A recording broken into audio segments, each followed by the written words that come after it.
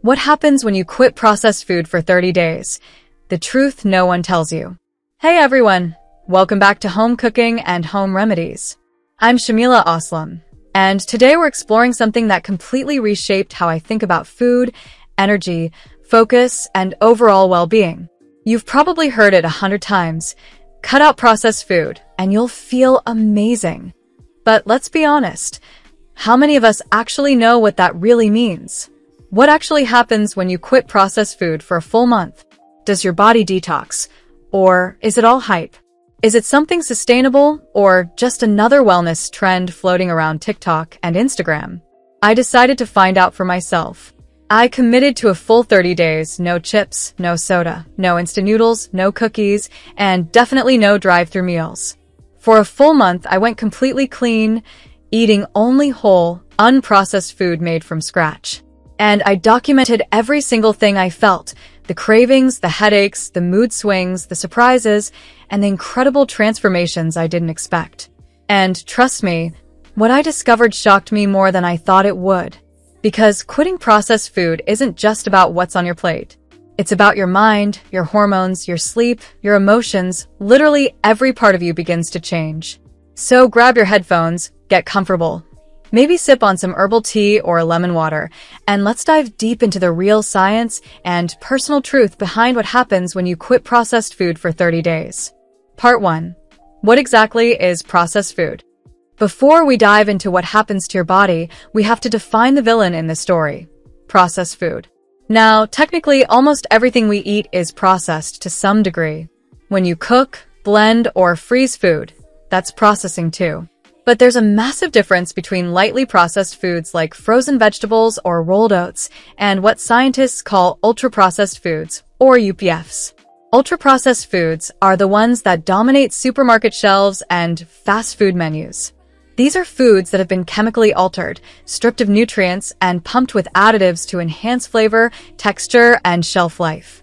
Think chips, sodas, candy bars, instant noodles, flavored yogurts, sugary cereals, packaged snacks, frozen dinners, energy drinks, basically anything that lists more chemicals than ingredients you can pronounce. These foods are designed by food scientists to hit something called your bliss point. That's the perfect combination of sugar, fat, and salt that lights up your brain's reward system, the same part of your brain that responds to addictive substances. You're not imagining it when you can't stop at just one cookie or a few chips. It's literally engineered that way. Research from Harvard and Stanford has shown that people who consume large amounts of ultra-processed foods are significantly more likely to gain weight, suffer from chronic inflammation, and develop conditions like diabetes and heart disease, even when they eat the same number of calories as someone eating real food. That means, even if your calorie count looks identical, the source of those calories changes how your body responds.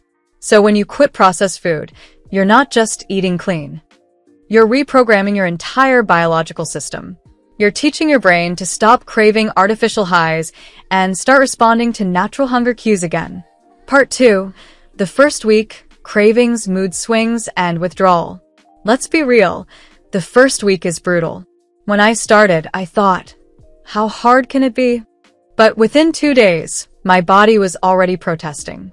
I was craving salty chips, sweet lattes, and midnight snacks I hadn't even thought about in months. It's like your brain suddenly becomes aware of every vending machine in the world. Why does that happen? It's because your brain is addicted to dopamine hits from processed food. Every time you eat something sugary or salty, your brain releases dopamine, a feel-good neurotransmitter. When you quit those foods, you're basically cutting off a drug your body has been depending on for comfort. That's why you feel cranky, tired, foggy, and even emotional. By day 3, I had a splitting headache, my mood was all over the place, and I was constantly thinking about snacks. But here's the fascinating part. Around day 5, something shifted. My cravings started to fade. My energy began to stabilize. My digestion felt calmer. It was like my body was finally learning to breathe again after years of depending on junk food highs. This first week isn't just physical detox, it's mental and emotional. It forces you to confront habits you didn't even realize you had. You start noticing how often you eat because of boredom, stress, or routine rather than true hunger. And that awareness alone is powerful. So if you decide to try this challenge and those first few days feel impossible, remember this. It's not weakness. It's withdrawal. Your body is recalibrating. The discomfort is actually proof that your system is resetting. Part 3. Week 2. Energy shift and gut reset. By the second week, the fog starts to lift. You wake up with a little more energy, and the fatigue that used to hit you after lunch doesn't feel as intense anymore. This is when you begin to notice that something deeper is happening, especially in your gut. Our gut is home to trillions of bacteria, good and bad. These microbes control digestion, immunity, and even mood. But when we constantly eat ultra-processed foods filled with emulsifiers, preservatives, and artificial sweeteners, they throw that delicate ecosystem completely off balance. The bad bacteria thrive, while the good ones struggle to survive. That's why so many people who eat junk regularly experience bloating, constipation, gas, or heartburn. When you quit processed food, it's like giving your gut a chance to heal. You start feeding it real fuel, fiber-rich vegetables, fruits, whole grains, nuts, and seeds. These foods act like prebiotics, nourishing the good bacteria. Within days, your digestion improves. You feel less bloated, and even your stomach looks flatter, not because you've magically lost fat, but because inflammation is reducing inside your intestines. And then there's the energy. Without the blood sugar spikes and crashes that come with processed carbs and sugar, your energy levels become steady. You don't wake up feeling groggy, and you don't crave caffeine to get through the day. Your body starts running on consistent, clean energy rather than sugar highs.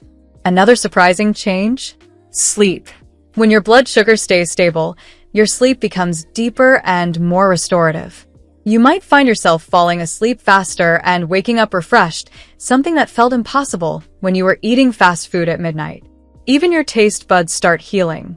When you've been eating heavily processed food, your sense of taste gets numbed by artificial flavors.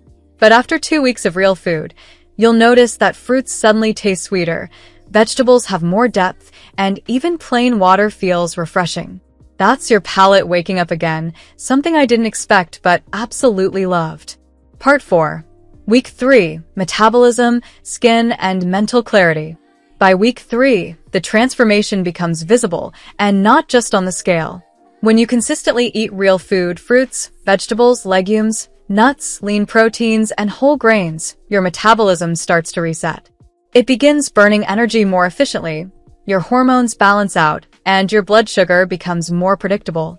This is usually when many people notice a gentle weight loss, even if they're not counting calories. That's because whole foods naturally regulate your appetite. They're packed with fiber and nutrients that keep you full longer, unlike processed snacks that make you hungry an hour later. But perhaps the most surprising benefit comes from your skin. After years of breakouts and dullness, my skin started looking clearer. Dermatologists have long known that diets high in refined sugar and unhealthy fats trigger inflammation, leading to acne and premature aging. When you stop eating that stuff, inflammation drops, and your skin starts to glow naturally. It's not magic, it's biology. And then comes mental clarity. Remember that afternoon brain fog that makes you reach for coffee?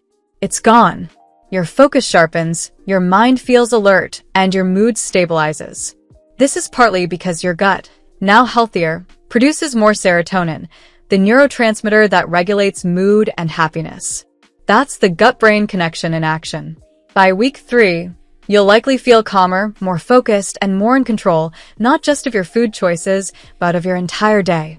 It's like someone turned up the brightness on life. Part 5. Week 4. Balance, awareness, and real results. By the 4th week, everything starts to fall into place. The cravings are almost gone. You don't feel tempted every time you see a commercial for pizza or donuts.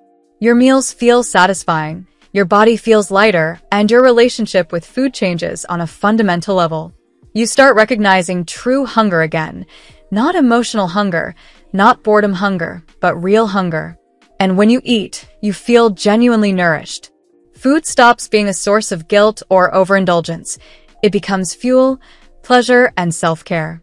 This is also when your blood sugar stabilizes, inflammation subsides even more, and your digestion feels effortless.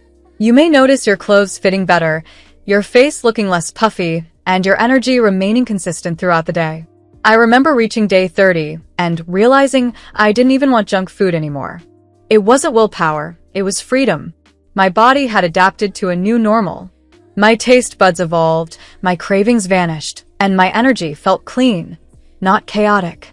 That sense of control, of harmony between mind and body, was priceless. Part 6. The science behind the change. Let's put science behind these experiences. A 2019 study by the National Institutes of Health compared two groups of people. One group ate ultra-processed food, and the other ate minimally processed food. Both groups ate the same number of calories and had the same macronutrient breakdown. Yet the group eating processed foods consumed, on average, 500 more calories per day without realizing it, simply because processed food is engineered to make you overeat. Other studies from Harvard show that high consumption of processed foods increases your risk of heart disease by 25% and type 2 diabetes by 30%. These foods are not just empty calories. They actively interfere with your body's metabolic regulation. Additives like emulsifiers and artificial sweeteners can also damage the gut lining, causing inflammation and insulin resistance. That's why so many people experience digestive problems, fatigue, and unexplained weight gain even when they think they're eating normally. So when you quit processed food, you're not following a diet. You're healing your biology. You're restoring the communication between your gut, hormones, and brain.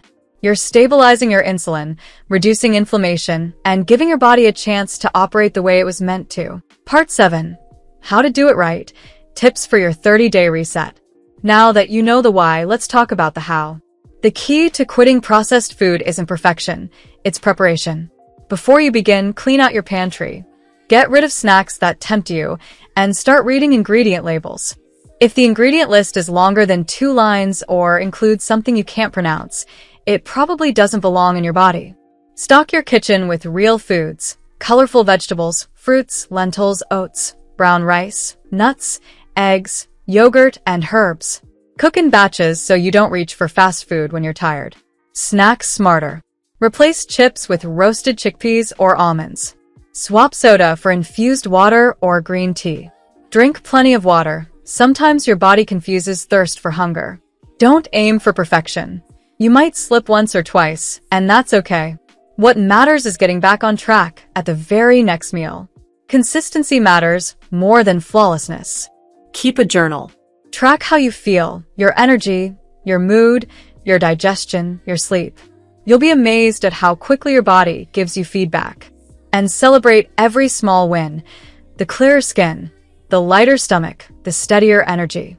Because those are signs that your body is healing. Part 8. What you'll learn about yourself. At the end of these 30 days, something profound happens. You realize how much of your eating habits were shaped not by hunger but by convenience, marketing, and emotion. You start seeing how the food industry has trained us to crave cheap, addictive, easy food that costs us our health in the long run. You also learn that your body doesn't need complicated detoxes or expensive supplements. It just needs time and real nourishment. When you feed it right, it knows exactly how to heal itself. And most importantly, you rediscover pride, not from losing weight or counting calories, but from knowing you took control. You prove to yourself that discipline isn't restriction, it's self-respect. So, here's my question to you. Will you take the 30-day challenge? Are you ready to see how your mind and body transform when you quit processed food? Drop a comment below that says, "I'm in," and join the movement toward real food and real energy. If you enjoyed this episode, make sure to hit like, subscribe, and share it with someone who's ready to start their own reset. Because sometimes the smallest decision, to eat real, can become the biggest act of self-care. I'm your host, and this was Home Cooking and Home Remedies. Stay curious, stay kind to your body, and I'll see you next time, where we decode another powerful wellness myth together.